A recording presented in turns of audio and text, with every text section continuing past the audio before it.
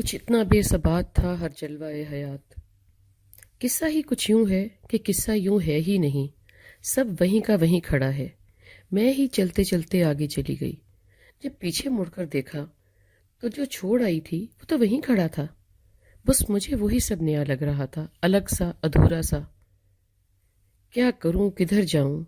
سب کچھ ہر کو برابر کا نہیں ملتا، کچھ کھونا کچھ پانا، کچھ پانا کچھ کھونا، یہی ہے زندگی۔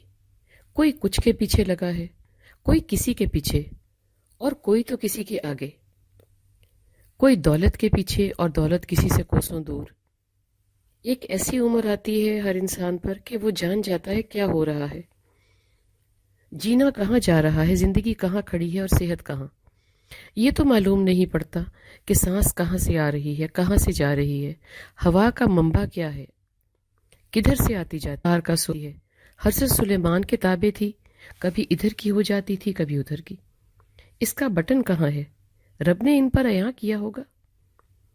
زندگی کی کسی بھی تار کا سر کہاں ہے، کچھ سجائی نہیں دیتا۔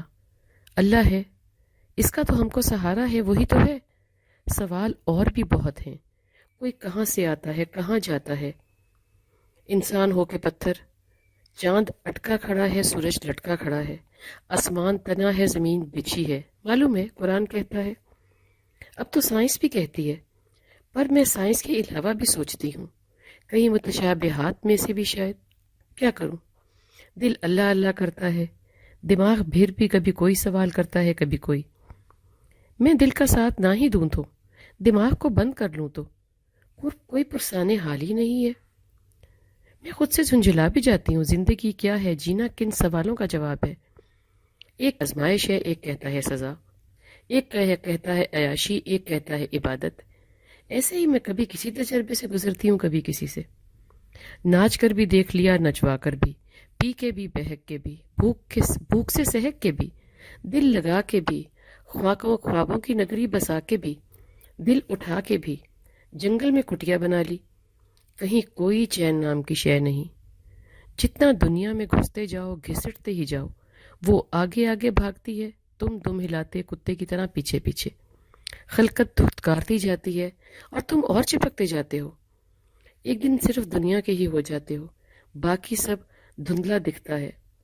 کپڑے جھاڑ کے اٹھا لو تو جنگل کا رخ کرو، کچھ دن وہاں ڈیرا لگاؤ، درختوں سے باتیں کرو، پتوں کی سرسراہٹ سے دل لگاؤ۔ وہاں شیر چیتے نہ اپنائیں تو گھر یاد آنے لگے، اور یاد آنے لگے کہ تم جنگل کی مخلوق نہیں ہو۔ گرتے پڑتے واپس آؤ تو دنیا ویسی ہی جیسی کہ چھوڑ کے گئی تھی۔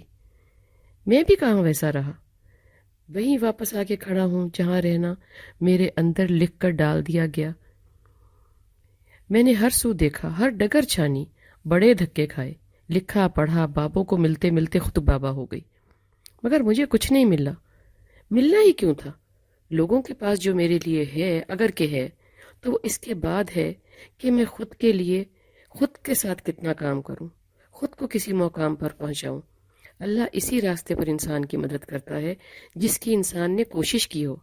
میں اگر زندگی کو دنیا دیتی ہوں تو دنیا ملے گی، اگر آخرت رخی زندگی مانگتی ہوں تو دنیا تو ملے گی ہی، اس لیے کہ دنیا اللہ نے میرے لیے بنائی ہے۔ اس فکر پہ مجھے آخرت میں اللہ کی رضا بھی ملے گی۔ ہر جلوہ حیات اس لیے ہی بے ثبات ہے کہ میں ثبات کہاں سے چاہتی ہوں اور کیا چاہتی ہوں۔ ثبات کیا ہے؟ ثبات کے ہجے یا معنی نہیں بتانے پوچھنے۔ حیات کے حوالے سے ثبات کیا ہے؟ اللہ کے حوالے سے، رجوع اور آخرت کے حوالے سے۔ سفر ہے کہ دنیا کی کائنات کی ہر شے فانی ہے، سب بے ثبات ہے، مگر اس بے ثبات حیات کو میں کیسے نتیجہ خیر بنا سکتی ہوں یوم الدین کے لیے؟ تو معلوم پڑا کہ قصہ وہ ہے ہی نہیں جو ہم ڈال کر کھڑے ہیں۔ مضبوط ہڈ کڑ اور سفید سر کے ساتھ اب کھڑے سوچتے ہیں کہ کیا کریں، کدھر جائیں۔ یہ سب اس لیے سوچنا پڑتا ہے کہ ہم بہت دور آ جاتے ہیں۔